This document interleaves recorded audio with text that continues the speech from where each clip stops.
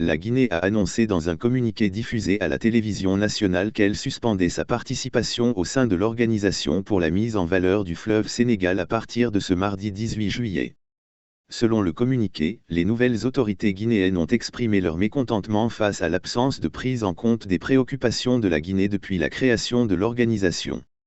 Depuis son accession à l'indépendance, la Guinée accorde une importance primordiale au respect de son statut au sein des organisations auxquelles elle adhère. À l'issue de la 19e session ordinaire de la conférence des chefs d'État et de gouvernement de l'Organisation pour la mise en valeur du fleuve Sénégal, tenue virtuellement ce mardi 18 juillet 2023, les plus hautes autorités guinéennes ont constaté avec regret que les préoccupations et les intérêts stratégiques de la République de Guinée au sein de l'Organisation pour la mise en valeur du fleuve Sénégal n'ont pas toujours été pris en compte depuis la création de cette organisation.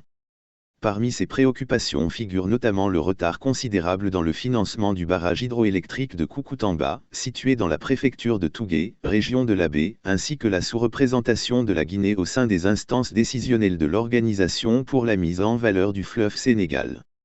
La suspension de la participation de la Guinée dans l'Organisation pour la mise en valeur du fleuve Sénégal risque d'avoir des conséquences sur les activités et les projets menés par cette institution sous-régionale qui vise à promouvoir le développement intégré des ressources du fleuve Sénégal au bénéfice des pays membres.